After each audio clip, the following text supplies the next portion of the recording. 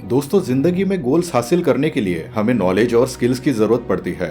School में हमारे पास teachers होते थे जो हमें सिखाते थे, लेकिन जैसे ही हम ग्रेजुएशन करने लगते हैं तो हमें टीचर्स के गाइडेंस के अलावा सेल्फ स्टडी भी करनी पड़ती है।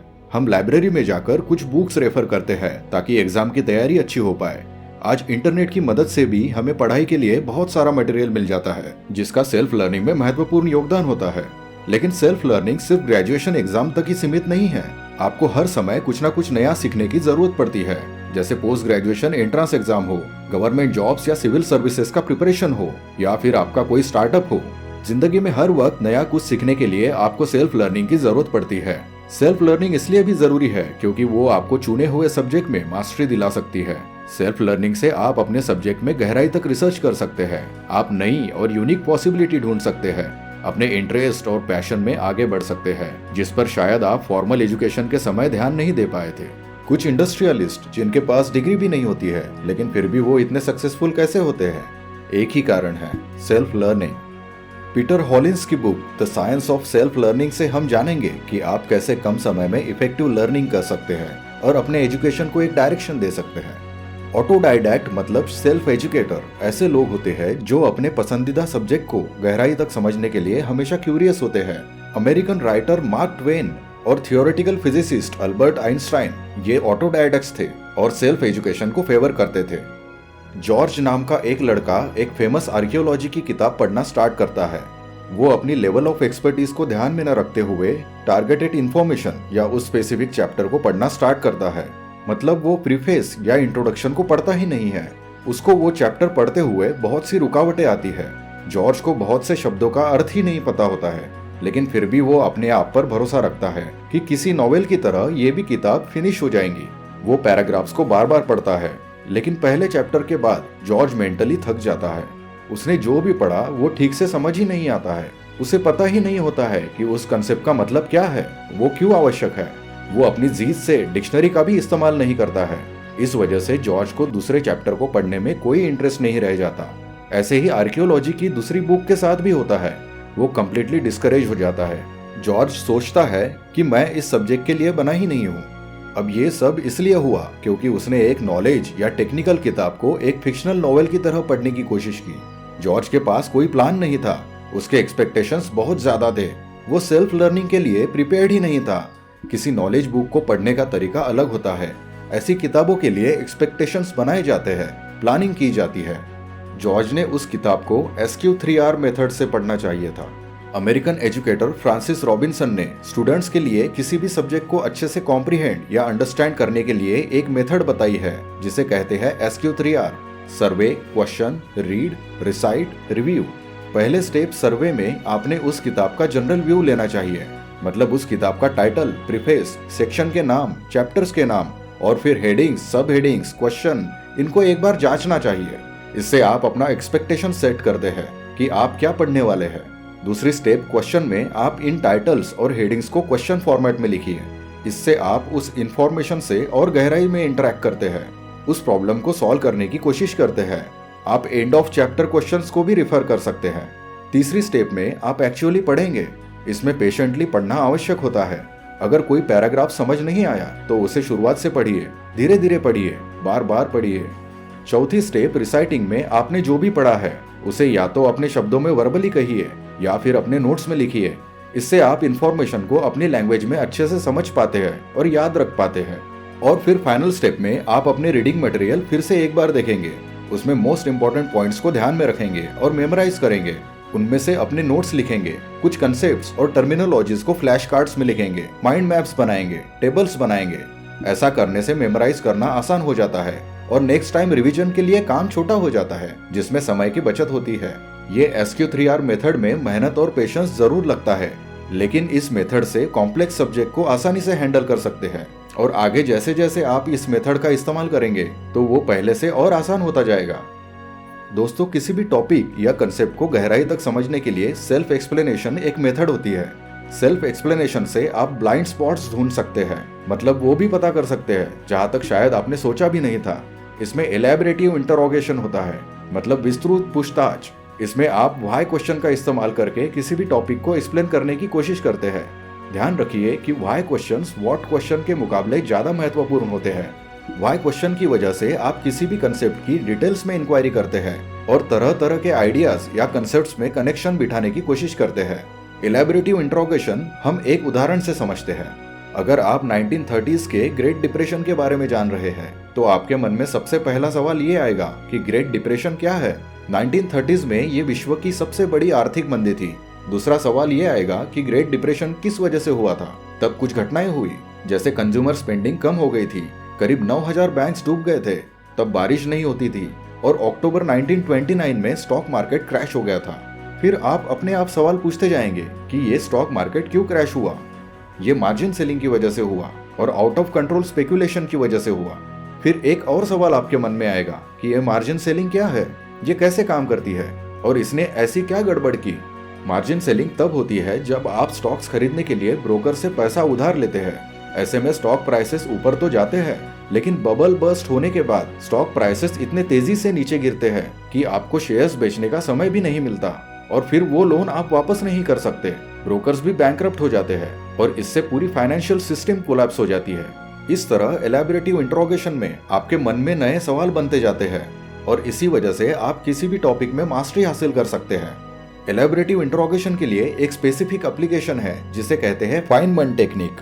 इससे आप कोई भी टॉपिक या कंसेप्ट को गहराई तक जानते हैं और फिर उसे एक्सप्लेन कर सकते हैं। इस टेक्निक में 4 स्टेप्स होते हैं। पहले स्टेप में आप टॉपिक या कंसेप्ट चुनिए, जैसे 1930s का ग्रेट डिप्रेशन। दूसरी स्टेप में आप उस टॉपिक के बारे में जितना भी जानते हैं उसे सिंपल इंग्लिश में कागज पर लिखिए। तीसरी स्टेप में ऐसा लिखते हुए आप ब्लाइंड स्पॉट्स ढूंढते जाएंगे, जैसे मार्जिन सेलिंग क्या होती है। ब्लाइंड स्पॉट्स मतलब कुछ ऐसे सवाल मन में उठेंगे जो आप उस टॉपिक के बारे में जानना चाहते हैं। आप ये सोचने लग जाएंगे कि सामने वाले व्यक्ति ने अगर ये सवाल पूछ लिया तो आप क्या उत्तर देंगे, जैसे मार्जिन सेलिंग बैंक को किस तरह प्रभावित करती है। और फिर आप रिसर्च करेंगे और ऐसे ब्लाइंड स्पॉट्स के बारे में इंफॉर्मेशन इकट्ठा करेंगे। और फाइनली चौथी स्टेप में आप उस टॉपिक की तैयारी करते हुए एनालॉजी का इस्तेमाल करेंगे, मतलब किसी को वो समझाते हुए कोई समानता ढूंढेंगे और एक्सप्लेन करेंगे। फाइनमैन टेक्निक से आप वो डिस्कवर करते हैं जिसके बारे में आपने शायद सोचा ही नहीं था, कोई ऐसा सवाल जो आपके मन में कभी आया ही नहीं था। दोस्तों, कोई भी इंफॉर्मेशन पढ़ते हुए आपकी रीडिंग स्पीड बहुत मायने रखती है। आप जितना ज्यादा पढ़ने की प्रैक्टिस रखेंगे उतना ही ज्यादा स्पीड से आप पढ़ पाओगे और समझ भी पाओगे। लेकिन ऐसी स्पीड लाए कैसे? स्टेपल्स के रीडिंग स्पीड टेस्ट में ये पाया गया है कि एक एवरेज एडल्ट 1 मिनट में 300 वर्ड्स पढ़ सकता है, एक यूनिवर्सिटी स्टूडेंट 1 मिनट में 450 वर्ड, एक बिजनेस एग्जीक्यूटिव 575 वर्ड्स और एक यूनिवर्सिटी प्रोफेसर 675 वर्ड्स पढ़ सकता है। रीडिंग स्पीड बढ़ाने की वजह से आपको उस इंफॉर्मेशन को एनालाइज करने के लिए और ज्यादा समय मिल जाता है। अपने रीडिंग स्पीड को बढ़ाने के लिए इन 4 टिप्स को ध्यान में रखिए। पहली टिप है सब वोकलाइजेशन अवॉइड करना। देखो, आप जब भी पढ़ते हैं तो आप भले ही लाउडली ना पढ़ते हो, लेकिन मन ही मन पढ़ते रहते हो। इसे सब वोकलाइजेशन कहते हैं। रीडिंग स्पीड बढ़ाने के लिए सब वोकलाइजेशन अवॉइड करना चाहिए। पढ़ते हुए आपको सिर्फ शब्दों को देखना है, क्योंकि आपका ब्रेन अपने आप उसका मीनिंग समझ लेता है। सब वोकलाइजेशन की वजह से आप 1 मिनट में 400 से 500 वर्ड्स तक ही पढ़ पाते हैं। दूसरी टिप है कि आपको अपनी आंखों को ट्रेन करना है, क्योंकि जब आप पढ़ते हैं तो आपको हर वर्ड पर अपनी नजर को रीएडजस्ट और रीफोकस करना होता है, और ये अगर जल्दी ना हो तो आपके बहुत से मिली सेकेंड्स वेस्ट होते हैं।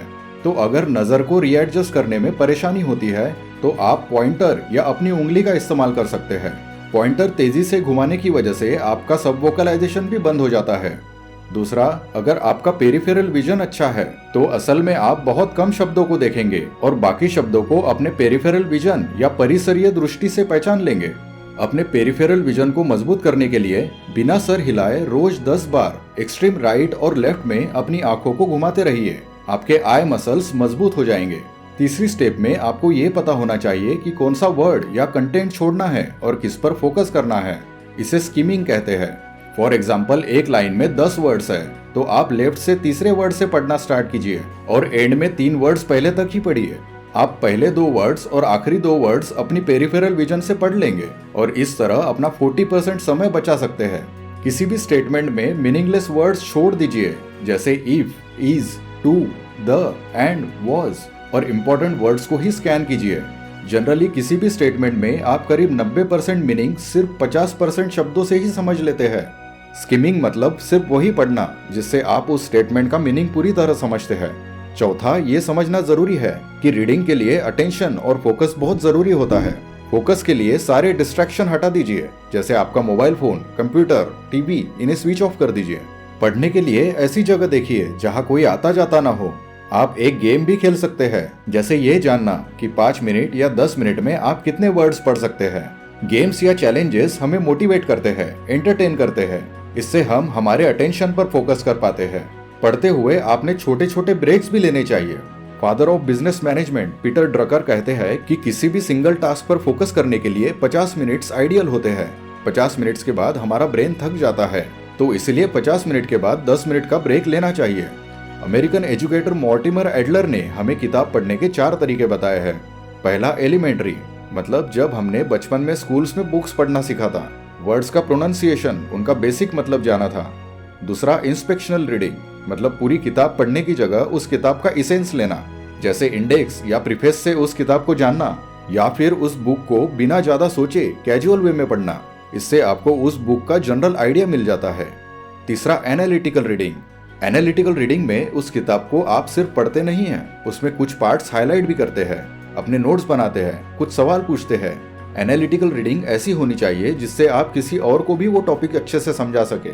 जैसे अगर आप स्टीफन हॉकिंग की book brief history of time पढ़ते हैं, तो आप उसमें जरूरी कंसेप्ट्स जैसे big bang theory, black holes, time travel, इनको हाईलाइट करेंगे।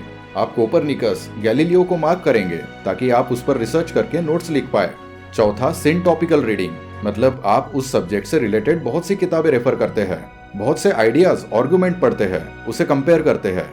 अपनी क्रिटिकल थिंकिंग के जरिए और सवाल पूछकर आप उस टॉपिक को गहराई तक एनालाइज करते हैं या सोचते हैं। और क्रिटिकल थिंकिंग के बिना कोई भी सेल्फ लर्निंग अधूरी होती है। ये चारों लेवल्स एक दूसरे से कनेक्टेड है, जिसकी मदद से आप किसी भी सब्जेक्ट में एक्सपर्टीज ला सकते हैं। सेल्फ लर्निंग में रिसर्च एक महत्वपूर्ण हिस्सा है। इससे 5 स्टेप्स में किया जा सकता है। पहले स्टेप में आप वेरियस सोर्सेज से, बुक्स, इंटरनेट से इंफॉर्मेशन इकट्ठा करते हैं। दूसरी स्टेप में आप उसमें से रिलेवेंट या महत्वपूर्ण सोर्सेज को अलग करते हैं और गैर जरूरी इंफॉर्मेशन को निकाल देते हैं। इसके बाद तीसरी स्टेप में जब आप सब इंफॉर्मेशन को पढ़ेंगे तो आपको कुछ प्राइमरी पॉइंट्स दिखेंगे जो हर सोर्सेस में कॉमन होते हैं। उसमें कुछ सेकेंडरी पॉइंट्स और यूनिक पॉइंट्स भी पढ़ेंगे। इससे आप most important part, main idea, thoughts और बिलीव्स जानते हैं। चौथे स्टेप में आप कुछ डिसेंटिंग ओपिनियंस या विरुद्ध विचार को पढ़ेंगे। इससे आप दूसरी तरफ से भी सोचते हैं और उस टॉपिक के बारे में एक कंप्लीट पिक्चर बनाते हैं। डिसेंटिंग ओपिनियन को जानने से आप कंफर्मेशन बायस को अवॉइड करते हैं। कंफर्मेशन बायस मतलब सिर्फ वही इंफॉर्मेशन सुनना या पढ़ना जो आप सुनना या पढ़ना चाहते हैं। और 5वीं स्टेप में आप सभी जानकारी को लिखते हैं, किसी को समझाते हैं, माइंड मैप बनाते हैं और आपका रिसर्च कंप्लीट हो जाता है। दोस्तों, सेल्फ लर्निंग के लिए किसी को भी एक एम्बिशियस एफर्ट लगता है। उस वक्त आप स्टूडेंट और टीचर दोनों की तरह काम कर रहे होते हैं और इसमें आपको किसी से भी मदद नहीं मिलती है। सेल्फ लर्निंग में इंट्रिंसिक मोटिवेशन काम करता है, जैसे pride, sense of accomplishment, enjoyment, challenge या चुनौती स्वीकारना, पर्पस का होना। आपको एक ऑटोनॉमी मिलती है। इसमें कॉन्फिडेंस, कमिटमेंट, अच्छी प्लानिंग और सेल्फ मॉनिटरिंग की जरूरत होती है। अपना समय, रिसोर्सेज, टूल्स और कम्युनिकेशन को मैनेज करना होता है। आपको अच्छी आदतें और डिसिप्लिन रखनी होती है। अपना टाइम शेड्यूल करना होता है। लेकिन आपको कभी भी अपने आप को अंडर एस्टिमेट नहीं करना है, कभी गिव अप नहीं करना है। जब भी कोई नेगेटिव विचार आए तो ये ध्यान में रखना है कि आप सेल्फ लर्निंग लॉन्ग टर्म फायदे के लिए कर रहे हैं। लॉन्ग टर्म विजन होने की वजह से आप किसी भी नेगेटिव इमोशन को, डिस्टर्बेंस को या मुसीबत को आसानी से हैंडल कर सकते हैं और उसे टेम्पररी बना सकते हैं। याद रखिए, असफलता आपको रोक नहीं सकती। इसके उलट असफलता आपको और एनकरेज करती है, नई राह दिखाती है। सेल्फ लर्निंग में हो सकता है नई इन्फॉर्मेशन देखकर आप चौंक जाए, वो सब्जेक्ट आपको बहुत मुश्किल लगे और आप कंफ्यूज हो जाए, अपना कॉन्फिडेंस खो दे। लेकिन तब आपके पास कंफ्यूजन एंड्योरेंस होना चाहिए, मतलब एक सहनशीलता होनी चाहिए कि आप सेल्फ लर्निंग किसी भी हाल में बिना गिव अप किए कंटिन्यू करते रहे। दोस्तों, इस बुक में ऑथर पीटर हॉलिंस ने हमें सेल्फ लर्निंग के लिए बहुत से इफेक्टिव तरीके बताए हैं जो आपको किसी भी डिफिकल्ट सब्जेक्ट में एक्सपर्ट बना सकते हैं। एक बात तो है, there is no shortcut to success and no substitute for hard work. Self learning के लिए आपको बहुत बहुत शुभकामनाएं। वीडियो अच्छी लगी तो शेयर कीजिए, साथ में सब्सक्राइब और बेल आइकन का बटन क्लिक कीजिए ताकि आने वाले वीडियोस का नोटिफिकेशन आपको तुरंत मिल पाए। आपका बहुत बहुत धन्यवाद।